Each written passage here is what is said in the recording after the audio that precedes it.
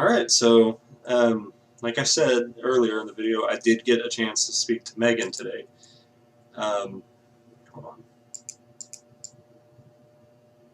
Hide my messages. There we go. Okay, so basically I messaged her on her, it was accidentally, but I messaged her on her business page because apparently she's in business now, and I'm like, cool.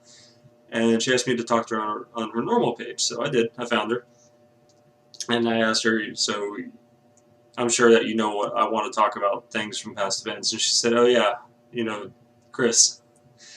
And I told her, like, I'm very drawn into the story. I've been covering it on YouTube, and I figured it'd be cool if I could contact you to see how things, like, how you feel about it nowadays.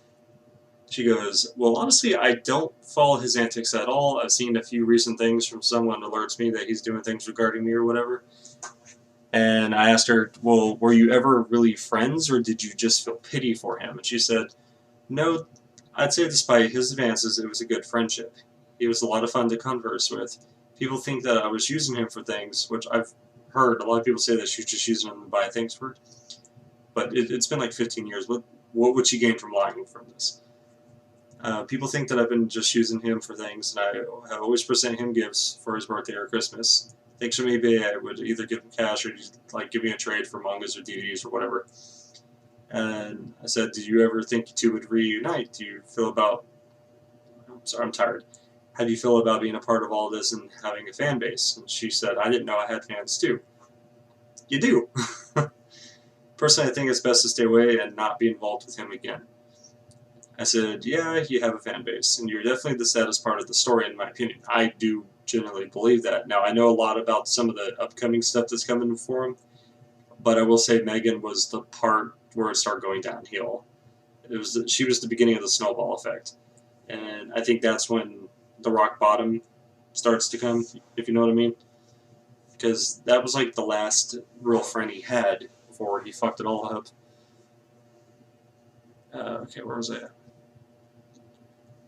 But comparing him now, I'd say he was definitely more normal during my time with him. That's saying something. How many others have contacted you over this? Oh, I couldn't keep count. It's always been through Facebook as well as XC. It's always half and half of condolences and trolls, means trying to get a reaction or reply out of me.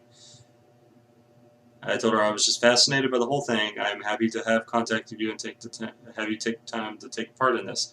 And she didn't mind. I was very awesome. I was very like, damn, that's cool. I was always wanting to interview, or I'm sorry, I was wanting to interview her on Discord so I can record her voices talking about it, but I honestly didn't think she would know how to use Discord.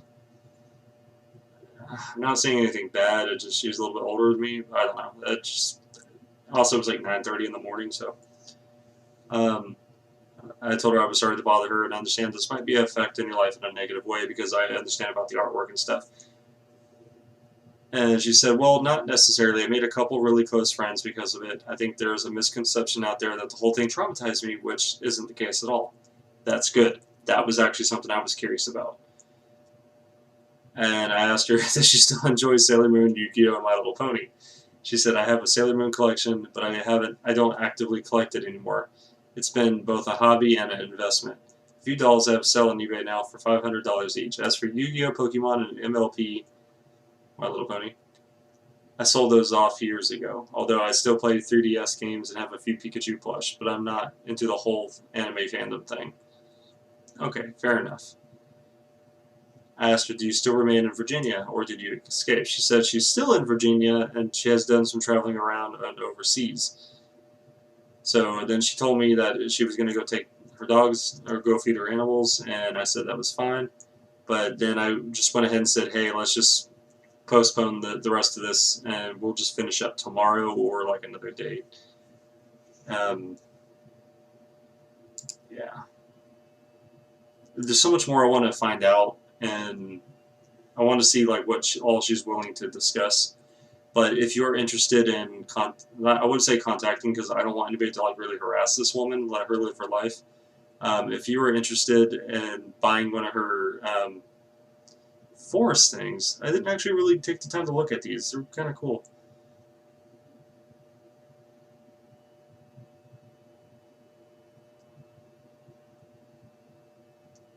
yeah, but if you're interested in like buying one of these, I'd say contact her. They look pretty interesting. You know, some people like have a thing for cute animals, and I think I might just buy one just to promote. So thank you, Megan. I really appreciate you taking the time to talk to me about this stuff today. Hopefully we can continue this and get a little bit deeper into it. But all right, thank you guys for watching. I really appreciate it. Drop me a like, subscribe, help me out, and I will see you guys for part 6. I can't wait. Good night.